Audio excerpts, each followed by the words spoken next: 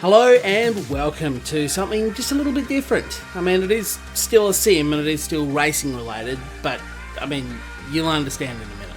Recently, Microsoft released its latest flight simulator, a game that wouldn't normally interest me at all, but it was right there on my Xbox Game Pass, so I thought, why not? And as it turns out, even for a complete pleb like me using a controller, it's actually really addictive. So if you're wondering why I'm sitting here at my rig, I really don't know. It has nothing to do with anything, so I really could have just recorded this from anywhere. So once I found the block in the subdivision that my current house is meant to be in, then crashed into my old annoying neighbour's house. And being a racing fan, my next thought of course was to go and visit some racetracks. And once I was there, I decided to try and do a flying lap. Am I funny yet?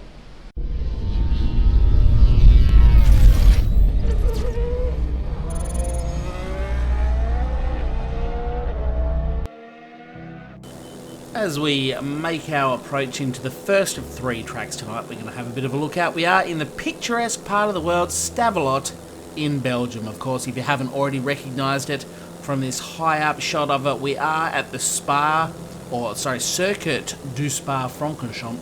I have no idea if I've said that correctly or not. I've probably butchered it. Wait until I get into the corner names. It is, of course, the host of the Formula 1 Belgian Grand Prix, as well as the 24 Hours of Spa, the World Endurance Race. I think it has a 6-hour here. Magnificent track. You most likely know it.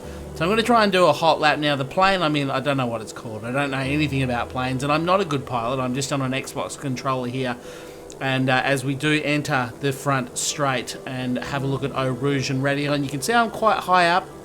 This plane is not manoeuvrable. It is very slow to turn. It is easy to lose control. So as you can see by my altitude there above the Camel Strait, I'm not going to be really trying too hard on this particular one. I do change planes for the next couple of laps, make it a bit more interesting. So it's more of a circuit tour, this one, than a hot lap, I suppose. As we go through Les Combes and then Malmedy, I think is how you say that. I've just completely bypassed Bruxelles, then down into Double Gouche, and we head towards Les Fegnes, and now the right-hander of Campus. I hope I pronounced that one correctly.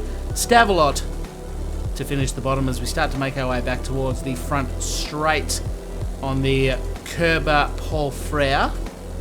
And heading up towards Blanchimont. That is a corner that most of us will know. Obviously, terrifying corner, but look how magnificent it actually looks around here.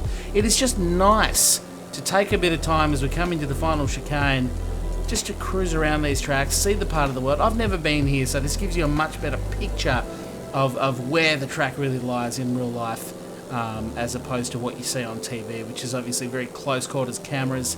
And yeah, I've not been to this part of the world. It is a track I absolutely intend to get to one day. It's on the bucket list before I die. Next one is a little bit closer to home, and it's not Bathurst, which some of you may have predicted as I swing the old girl around and give you a bit of a shot there. If you haven't recognised it, we are, of course, at the Phillip Island Grand Prix Motor Racing Circuit, which is on Phillip Island, you're not going to believe. It's in Victoria, which is at the southern end of Australia, I suppose. It's been used since 1956. Now, the textures on this aren't great. My graphics are only set to about medium, but also it just seems like some tracks look a little better than others. Spa looked quite good. This one does very much just look like the map's texture on top. But we'll do our best. I'm a little bit lower to the ground. I'm in a different plane now, so we are going to rip down the Gardner Strait into Doohan Corner, of course, being turn 1, down into the southern loop. Magnificent. I have actually had the pleasure of riding on this track. I've never taken a car around it, but I've had a motorbike around it at full noise. And that corner is really cool. It's an absolute double corner. Down through Stoner Corner, or Stoner Curve, made famous by the way Casey Stoner used to get the back end of the bike just absolutely drifting out of that. Into a very, very sharp hairpin there, Honda, which is, I think, the sharpest corner on the track. A little bit sharper than MG, maybe.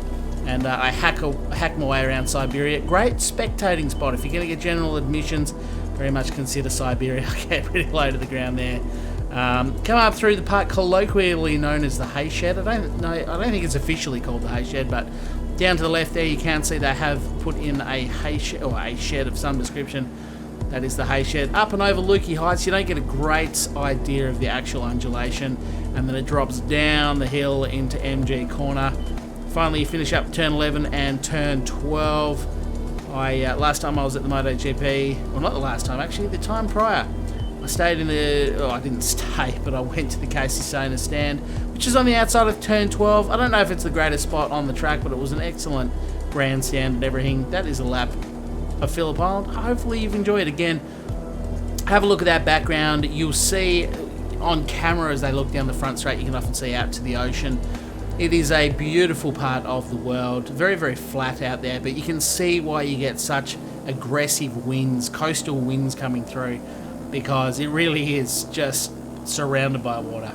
And finally, we move to a different side of the world, over to the US of A. Somewhere there, you'll probably recognise the track, or at least be able to guess with the hint of USA. It's a little bit harder to determine, I suppose, from the air, especially at this altitude, nearly 5,000 feet there. But if you're not sure what it is the WeatherTech Raceway Laguna Seca, as it is officially branded now, or just better known, I suppose, as the Laguna Seca Raceway. It's located in central California.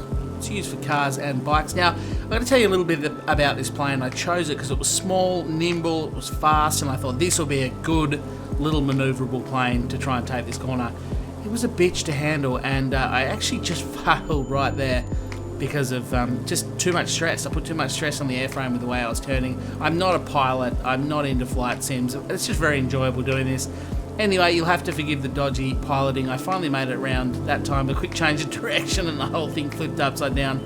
Yeah, so I've got a fair bit of work to do in terms of flying. But I do finally get one flying lap in, so I'm going to do my best to take you through Laguna Seca as we do hit the front straight in a very wobbly and uncontrolling fashion. You can see just there, because I'm a little bit lower this time, how much that hill goes up and really dips away down towards the Andretti hairpin, I think this one's called.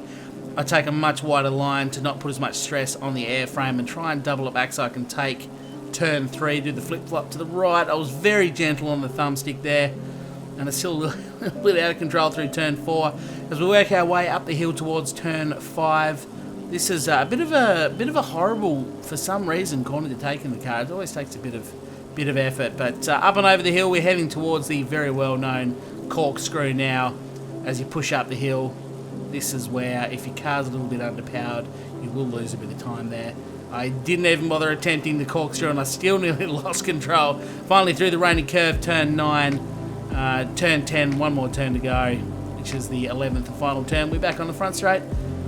That is Laguna Seca. So I know it's a bit of a different video, a little bit more chilled out, despite how difficult it was to fly that plane. But yeah, I must admit, I just really enjoy flight sim. I don't know why. I'm not a flight sim guy, but it was just fun to fly over the tracks. I want to do more, so please let me know if you enjoyed this video. Leave a like, leave a comment that you would like to see more, and I'll go around, hey, make some suggestions. Tell me which tracks you'd like to see.